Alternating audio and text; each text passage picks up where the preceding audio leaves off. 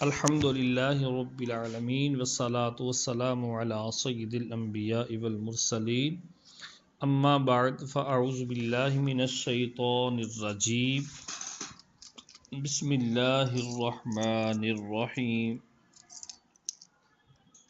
صدر الشریعہ بدر الطریقہ حضرت علامہ مولانا مفتی محمد امجد علی اعظمی رحمۃ اللہ تعالی علیہ نماز کے فرائض بیان کرنے کے بعد بہار شریعت کے صفحہ نمبر 517 پر نماز کے واجبات کا ذکر کرتے ہیں۔ آئیے آج ہم نماز کے واجبات کے بارے میں سنتے ہیں اور سیکھنے کی کوشش کرتے ہیں۔ واجبات نماز نمبر 1، تکبیر تحریمہ میں لفظ اللہ اکبر ہونا یہ واجب ہے، اور دوسرا واجب کیا ہے؟ دوسرے واجب سے لے کر 8 نمبر تک، یعنی یوں سمجھیں کہ 8 واجب۔ الحمد پڑھنا، یعنی الحمد کی 7 آیتیں کہ ہر ایک آیت مستقل واجب ہے، ان میں ایک آیت بلکہ ایک لفظ کا بھی ترک واجب ہوگا۔ واجب نمبر 9، سورت ملانا، یعنی ایک چھوٹی سورت جیسے انا اعطیناک الکوثر، یا 3 چھوٹی آیتیں جیسے ثم نظر ثم عبس وبصر ثم ادبر واستکبر، یا 1 یا 2 آیتیں 3 چھوٹی کے برابر پڑھنا واجب ہے۔ نمبر 10 اور 11، نماز فرض میں 2 پہلی رکعتوں میں قرات واجب ہے۔ ویسے تو قرات مطلقاً قرات کرنا نماز میں فرض ہے، لیکن فرض نماز کی پہلی 2 رکعتوں میں قرات کرنا واجب ہے۔ نمبر 12 اور 13، الحمد اور اس کے ساتھ سورت ملانا فرض کی 2 پہلی رکعتوں میں اور نفل و وتر کی ہر رکعت میں واجب ہے۔ واجب نمبر 14، الحمد کا سورت سے پہلے ہونا۔ نمبر 15، ہر رکعت میں سورت سے پہلے ایک ہی بار الحمد پڑھنا۔ نمبر 16، الحمد و سورت کے درمیان کسی اجنبی کا فاصل نہ ہونا، درمیان میں کوئی فاصلہ کرنے والی چیز نہ پائی جائے، کوئی فعل نہ پایا جائے۔ آمین تابع الحمد ہے، آمین الحمد کے تابع ہے، اور بسم اللہ سورت کے تابع ہے، یہ اجنبی نہیں۔ نمبر 17، قراءت کے بعد متصلاً رکوع کرنا، قراءت کے فوراً بعد رکوع کرنا واجب ہے۔ نمبر 18، ایک سجدے کے بعد دوسرا سجدہ ہونا کہ دونوں کے درمیان کوئی رکن فاصل نہ بنے۔ نمبر 19، تعدیل ارکان، یعنی رکوع و سجود و قومہ جلسہ میں کم از کم 1 بار سبحان اللہ کہنے کی مقدار ٹھہرنا، یوں ہی قومہ یعنی رکوع سے سیدھا کھڑا ہونا۔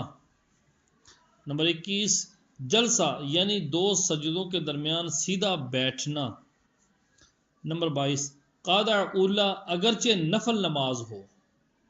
اور نمبر 23، فرض و وتر و سنن و رواتب، سنن و رواتب میں سنن و رواتب یعنی سنت موقدہ میں قعدہ اولا میں تشہد پر کچھ نہ بڑھانا، یعنی عبدہ و رسولہ تک پڑھنا، اس سے آگے نہ پڑھنا۔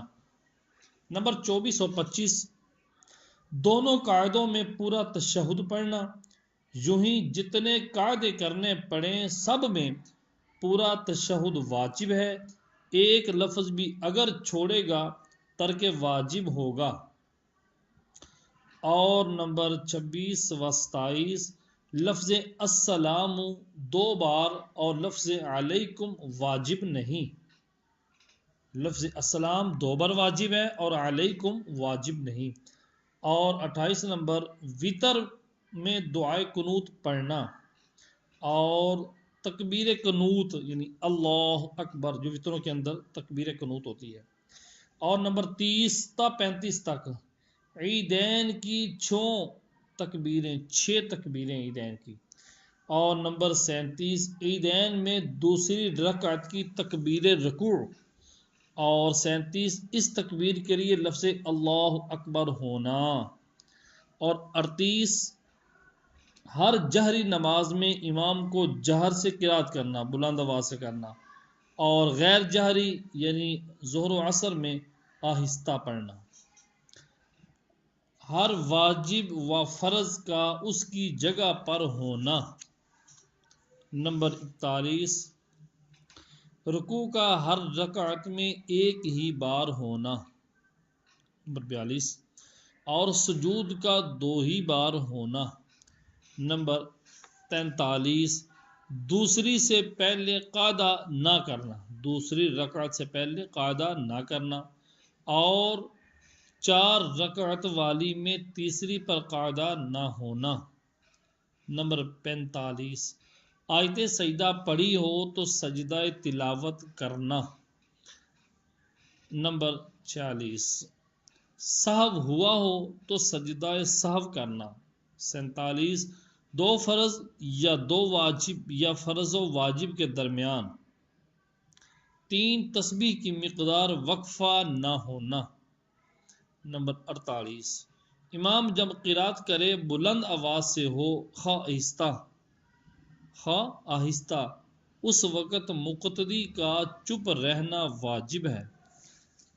نمبر 49 سوائے قراءت کے تمام واجبات میں امام کی متابعت کرنا۔ مسئلہ نمبر 55 کسی قاعدہ میں تشہد کا کوئی حصہ بھول جائے تو سجدہ سہو واجب ہے۔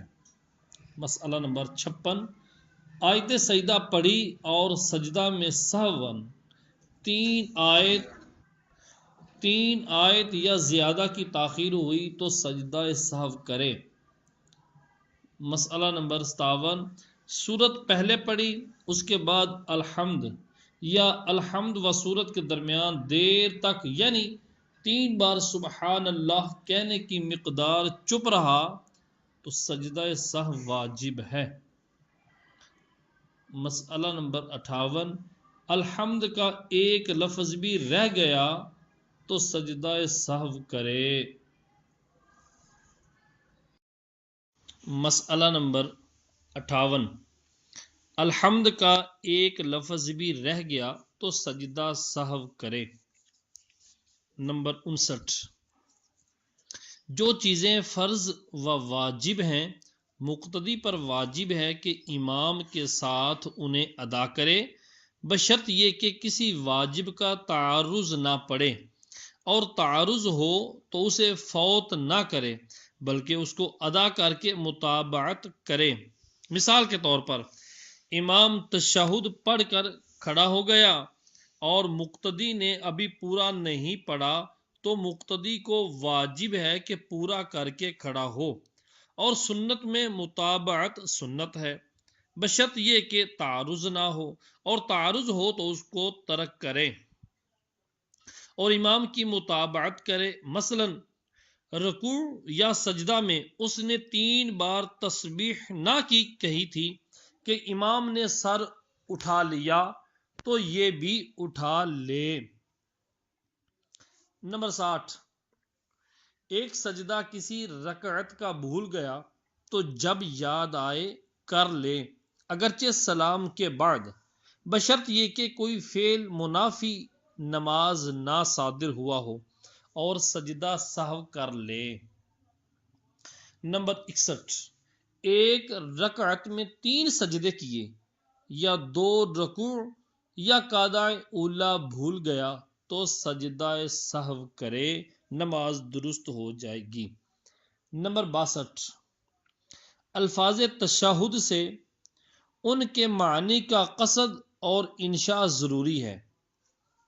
گویا اللہ عز و جل کے لیے تحیت کرتا ہے اور نبی صلی اللہ علیہ وآلہ وسلم اور اپنے اوپر اور اولیاء اللہ پر سلام بھیجتا ہے۔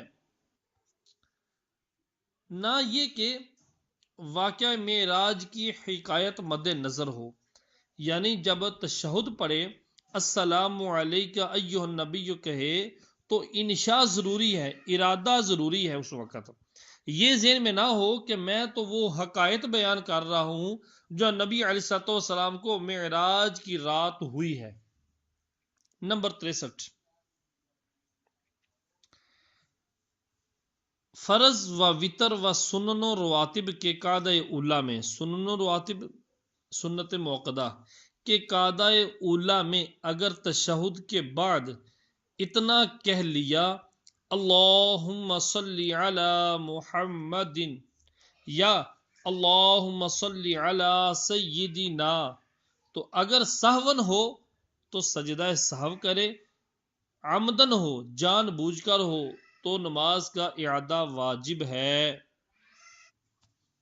مسئلہ نمبر 64، مقتدی قعدہ اولا میں امام سے پہلے تشہد پڑھ چکا تو سکوت کرے، چپ رہے، درود و دعا کچھ نہ پڑھے، اور مسبوق کو چاہیے کہ قعدہ اخیرہ میں ٹھہر ٹھہر کر پڑھے کہ امام کے سلام کے وقت فارغ ہو،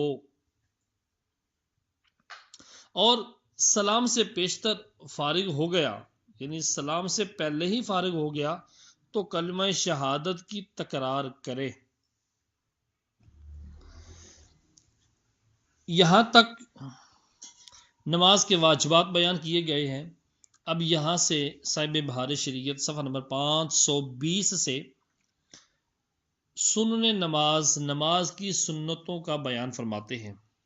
نمبر 1، تحریمہ کے لیے ہاتھ اٹھانا اور ہاتھوں کی انگلیاں اپنے حال پر چھوڑنا، نارمل چھوڑ دینا، یعنی نہ بالکل ملائے نہ بے تکلف کشادہ رکھے بلکہ اپنے حال پر چھوڑ دے۔ ہتھیلیاں اور انگلیوں کے پیٹ کا قبلہ رخ ہونا سنت مبارکہ ہے۔ بوقت تکبیر سر نہ جھکانا۔ نمبر 5، تکبیر سے پہلے ہاتھ اٹھانا، یوں ہی تکبیر قنوت میں، جو وتروں کے اندر دعائے قنوت کے لیے جو تکبیر قنوت کہی جاتی ہے اس وقت بھی ہاتھوں کا اٹھانا سنت مبارکہ ہے۔ نمبر 7، تکبیرات عیدین میں کانوں تک ہاتھ لے جانے کے بعد تکبیر کہے اور ان کے علاوہ کسی جگہ نماز میں ہاتھ اٹھانا سنت نہیں۔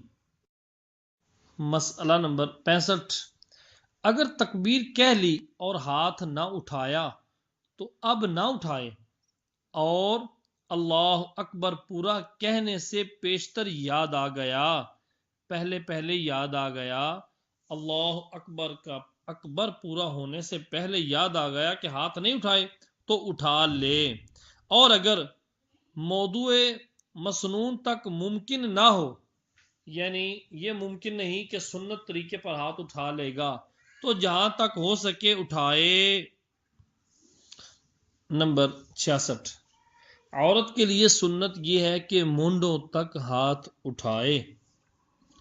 نمبر 67، کوئی شخص ایک ہی ہاتھ اٹھا سکتا ہے تو ایک ہی اٹھائے، اور اگر ہاتھ موضوع مسنون سے زیادہ کرے، اگر ہاتھ مسنون کی جگہ سے جہاں تک اٹھانا سنت ہے اس سے زیادہ کرے جب ہی اٹھتا ہے تو اٹھائے۔ نمبر 9، یعنی 9ویں سنت بیان کی جا رہی ہے، امام کا بلند آواز سے اللہ اکبر اور سمیع اللہ لمن حمیدہ اور سلام کہنا جس قدر بلند آواز کی حاجت ہو، اور بلا حاجت بہت زیادہ بلند آواز کرنا مکروہ ہے۔ مسئلہ نمبر 68 امام کو تکبیر تحریمہ اور تکبیرات انتقال یعنی رکوع سے سجدہ، سجدہ سے رکوع یا اٹھنا یا آگے پیچھے جو تکبیرات ہیں اللہ اکبر، یہ تکبیرات انتقال کہلاتی ہیں۔ تکبیرات انتقال سب میں جہر مسنون ہے، یعنی سب تکبیروں میں اونچی آواز سے بولنا یہ سنت مبارکہ ہے۔ نمبر 69 اگر امام کی تکبیر کی آواز تمام مقتدیوں کو نہیں پہنچتی تو بہتر ہے کہ کوئی مقتدی بھی بلند آواز سے تکبیر کہے کہ نماز شروع ہونے اور انتقالات یعنی جو ارکان کے اندر جانا ہے، قیام، رکوع، سجود، یہ انتقالات جو ہیں ان کا حال سب کو معلوم ہو جائے کہ امام صاحب اس وقت کس رکن میں ہیں، اور بلا ضرورت مکروہ بدعت ہے، یعنی مقتدی میں سے کسی کا بلند آواز سے تکبیر کہنا بغیر حاجت و ضرورت کے مکروہ ہے۔ نمبر 70 تکبیر تحریمہ سے اگر تحریمہ مقصود نہ ہو بلکہ محض اعلان مقصود ہو تو نماز ہی نہ ہوگی۔ یوں ہونا چاہیے کہ نفس تکبیر سے تکبیر تحریمہ مقصود ہو اور جہر سے اعلان، یعنی تکبیر تحریمہ، نفس تکبیر تحریمہ سے مراد یہ ہے کہ نماز کی ابتدا، اور جو بلند آواز سے کہہ رہے ہیں اس سے مراد اعلان۔ یوں ہی آواز پہنچانے والے کو قصد کرنا چاہیے، اگر اس نے فقط آواز پہنچانے کا قصد کیا تو نہ اس کی نماز ہوئی نہ اس کی جو اس کی آواز پر تحریمہ باندھے۔ اور علاوہ تکبیر تحریمہ کے اور تکبیرات یا سمیع اللہ لمن حمیدہ یا ربنا ولک الحمد میں اگر محض اعلان کا قصد ہو تو نماز فاسد نہ ہوگی، البتہ مکروہ ہوگی کہ ترک سنت ہے۔ مسئلہ نمبر 71 مکبر کو چاہیے، جو تکبیر کہنے والا ہے، مکبر کو چاہیے کہ اس جگہ سے تکبیر کہے جہاں سے لوگوں کو اس کی حاجت ہے، پہلی یا دوسری صف میں جہاں تک امام کی آواز بلا تکلف پہنچتی ہے یہاں سے تکبیر کہنے کا کیا فائدہ؟ نیز یہ بہت ضروری ہے کہ امام کی آواز کے ساتھ تکبیر کہے، امام کے کہہ لینے کے بعد تکبیر کہنے سے لوگوں کو دھوکہ لگے گا۔ نیز یہ کہ اگر مکبر نے تکبیر میں مد کیا، لمبا کیا، تو امام کے لیے تکبیر کہہ لینے کے بعد اس کی تکبیر ختم ہونے کا انتظار نہ کرے بلکہ تشہد وغیرہ پڑھنا شروع کر دیں، یہاں تک کہ اگر امام تکبیر کہنے کے بعد اس کے انتظار میں 3 بار سبحان اللہ کہنے کی برابر خاموش رہا تو اس کے بعد تشہد شروع کیا، ترک واجب ہوا، نماز واجب الاعادہ ہے۔ نمبر 72 مسئلہ نمبر 72 مقتدی و منفرد کو، مقتدی ہو یا اکیلا ہو، ان کو جہر کی حاجت نہیں، صرف اتنا ہی ضروری ہے کہ خود سنیں۔ مسئلہ نمبر 72 سنت نمبر 12 بعد تکبیر فوراً ہاتھ باندھ لینا، یوں کہ مرد ناف کے نیچے، داہنے ہاتھ کی ہتھیلی بائیں کلائی کے جوڑ پر رکھے، چنگلیا اور انگوٹھا کلائی کے اغل بغل رکھے اور باقی انگلیوں کو بائیں کلائی کی پشت پر بچھائے، اور عورت و خنثی بائیں ہتھیلی سینے پر چھاتی کے نیچے رکھ کر اس کی پشت پر داہنی ہتھیلی رکھے۔ بعض لوگ تکبیر کے بعد سیدھے ہاتھ لٹکا لیتے ہیں، ہاتھ بالکل نیچے لے جاتے ہیں پھر باندھتے ہیں، یہ نہ چاہیے بلکہ ناف کے نیچے لا کر باندھ لے۔ مسئلہ نمبر 73، بیٹھے یا لیٹے نماز پڑھے جب بھی یوں ہی ہاتھ باندھے۔ نمبر 74، جس قیام میں ذکر مسنون ہو، جس قیام میں ذکر کرنا سنت ہو اس میں ہاتھ باندھنا سنت ہے، تو ثناء اور دعائے قنوت پڑھتے وقت اور جنازہ میں تکبیر تحریمہ کے بعد چوتھی تکبیر تک ہاتھ باندھے اور رکوع سے کھڑے ہونے اور تکبیرات عیدین میں ہاتھ نہ باندھے۔ نمبر 13، ثناء و تعوذ و تسمیہ، آمین کہنا اور ان سب کا آہستہ ہونا یہ سنت مبارکہ ہے۔ پھر تعوذ، پھر تسمیہ، اور ہر ایک کے بعد دوسرے کو فوراً پڑھے، وقفہ نہ کرے۔ نمبر 22، تحریمہ کے بعد فوراً ثنا پڑھے اور ثنا میں وجل ثناؤک غیر جنازہ میں نہ پڑھے، اور دیگر اذکار جو احادیث میں وارد ہیں، احادیث میں آئے ہیں، وہ سب نفل کے لیے ہیں۔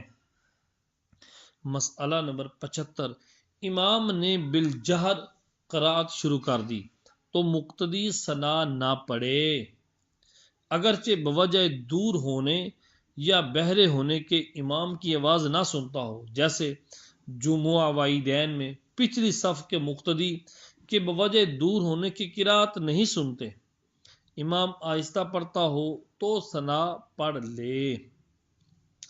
نمبر 76، امام کو رکوع یا پہلے سجدے میں پایا تو اگر غالب گمان ہے کہ ثنا پڑھ کر پا لے گا تو پڑھے، اور قاعدہ یا دوسرے سجدہ میں پایا تو بہتر یہ ہے کہ بغیر ثنا پڑھے جماعت میں شامل ہو جائے۔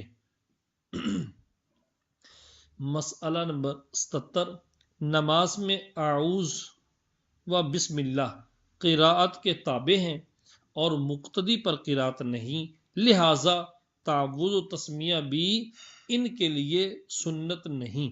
ہاں، جس مقتدی کی کوئی رکعت جاتی رہی ہو تو جب وہ اپنی باقی رکعت پڑھے اس وقت ان دونوں کو پڑھے۔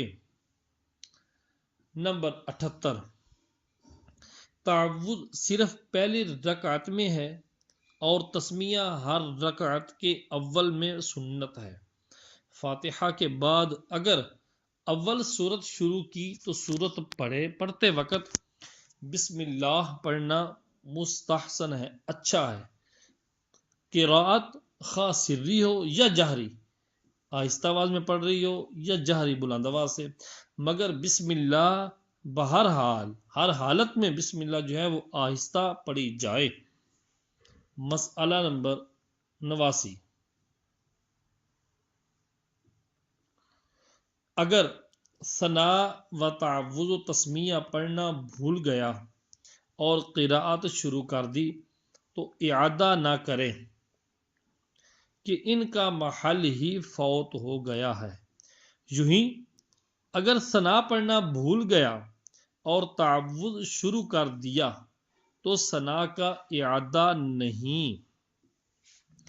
مسئلہ نمبر 80، مسبوق شروع میں ثنا نہ پڑھ سکا، مسبوق جس بندے کی 1 2 3 کوئی رکعت رہ گئی ہو، نماز میں جماعت میں مل گیا تو مسبوق شروع میں ثنا نہ پڑھ سکا تو جب اپنی باقی رکعت پڑھنا شروع کرے اس وقت پڑھ لے۔